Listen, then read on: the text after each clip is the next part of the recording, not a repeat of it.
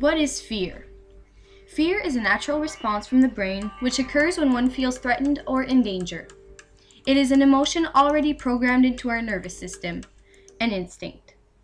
In other words, fear is caused by a stressful stimulus that causes a chain reaction in the brain, leading either to a racing heartbeat, fast breathing, or energized muscles. This procedure is also known as the flight or fight response, one that occurs due to the fact that the body prepares itself to do either of those things, fighting or running. The body will remain in that state until the brain senses that any source of danger is out of the way. Fear can be triggered by anything, from a rattling snake to hearing a creaking noise in your home. Although fear is usually associated with ominous, scary things, most people's fear can simply be provoked by a bee buzzing by, a call from your boss, or by a simple knock on your door.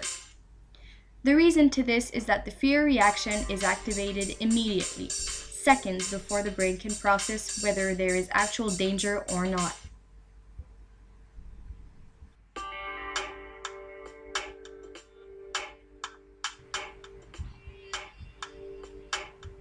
According to William Clark, a professor in the Department of Biology at UCLA, there is evidence from many studies that fear is a trait that can be heritable. The genes responsible for fear and anxiety control neurotransmitters and the receptors which play a key role in the fear process, one of the major neurotransmitters being serotonin. Although 90% of serotonin is found in the alimentary canal, it is also found in the central nervous system, where it also affects the mood, sleep, memory, and learning habits. Based on a study performed at the University of Pittsburgh by Dr. Harry and Mr. Fisher, the lack of serotonin can lead to great anxiety, which greatly affects an individual's fear. Note that anxiety causes one to have irrational thoughts who seem uncontrollable no matter how absurd they actually are. This disorder affects the normal functioning of the brain, influencing a person's perception on things. Things therefore appear to be worse than they are, which amplifies their fears. Therefore, if the lack of serotonin is a family trait, there are a lot more chances for depression and anxiety traveling down the family tree. Furthermore, depending on the combinations of the genes received from either parents, one will be predisposed to response with greater or lesser degrees of fear to the events in his or her surrounding environment. However, it is important to understand this inherited gene will only affect certain individuals to an extent. It greatly depends on the individual's history also. Fear has also been known to develop from a result of learning, known as fear conditioning.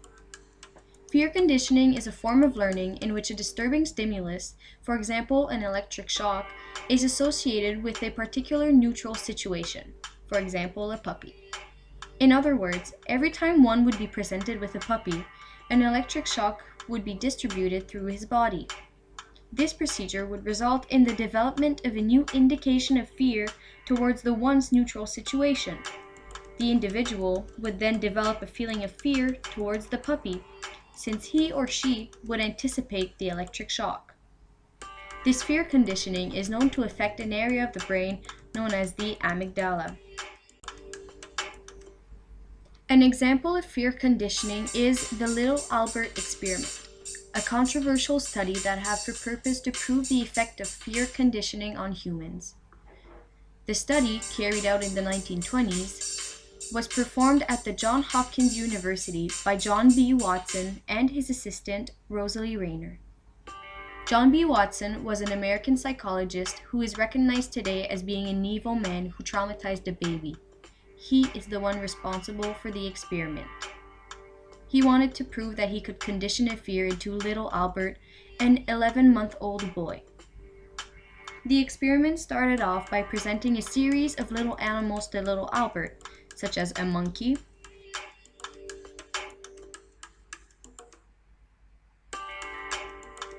a dog, bunnies,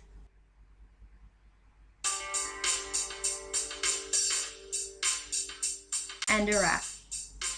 After Watson and Raynold realized that little Albert was not afraid of them, Watson would then hit an iron rod with a stick in order to create a loud noise every time little Albert would try and reach for the rat, which greatly startled him.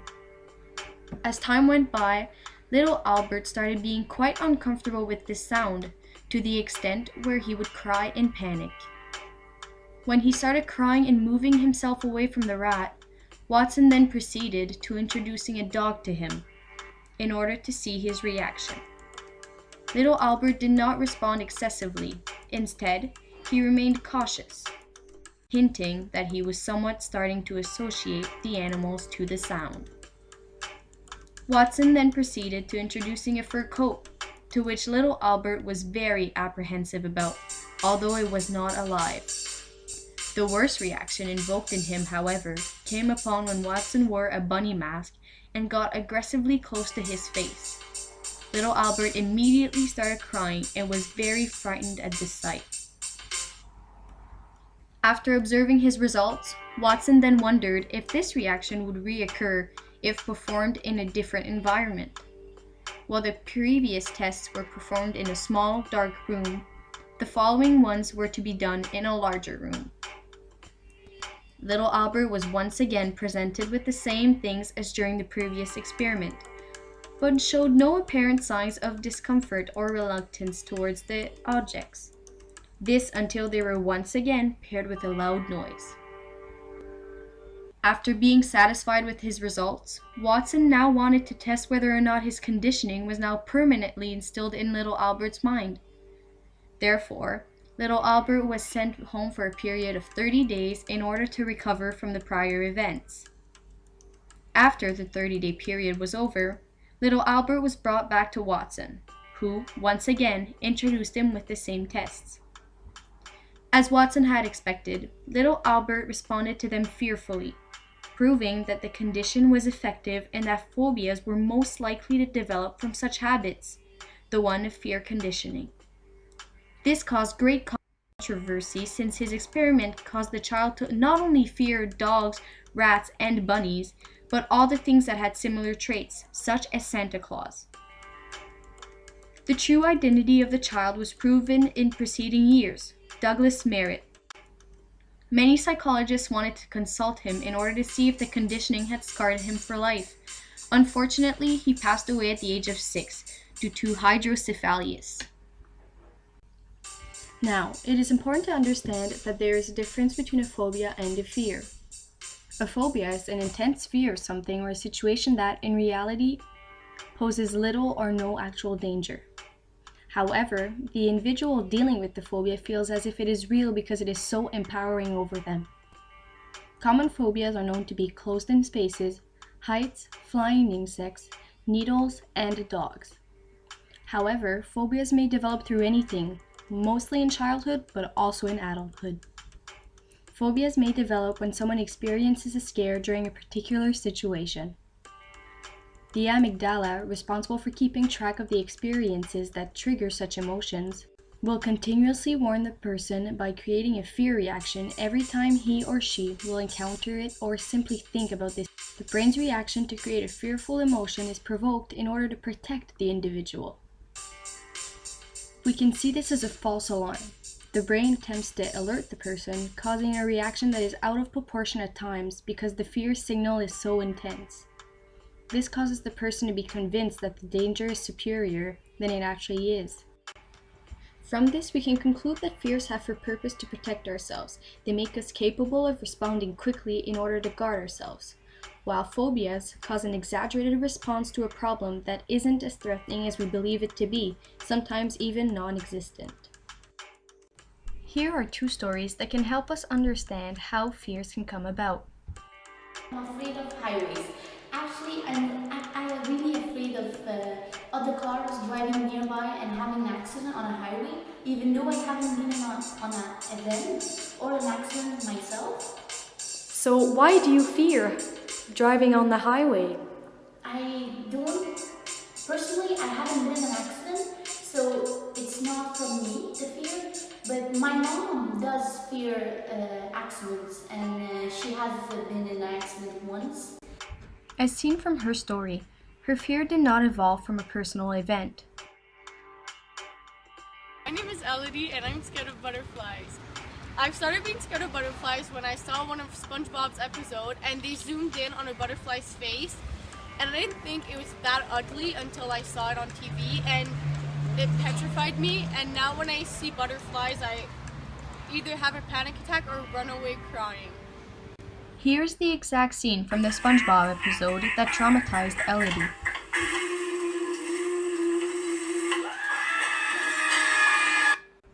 This story, unlike the first one, demonstrates how the individual's fear was created due to a specific experience. The sight of the butterfly's face disgusted her so much that her brain retains this memory as being fearful.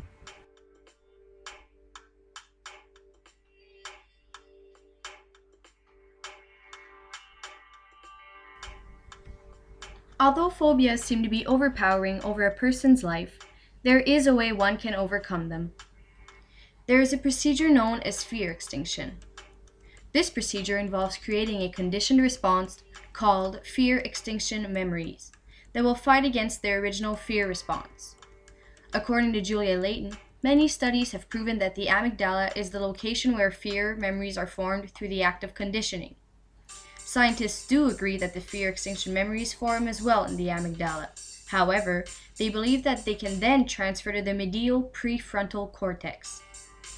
The new memory created by the fear extinction process then locates itself in the medial prefrontal cortex in an attempt to overpower the original fear memory triggered by the amygdala, in order to suppress the fear by convincing the individual into believing that it is not as fearful as he believes it to be.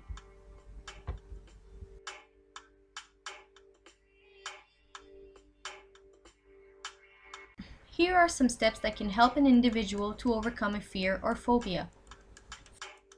Step 1. Write a list of your fears from least to worst order.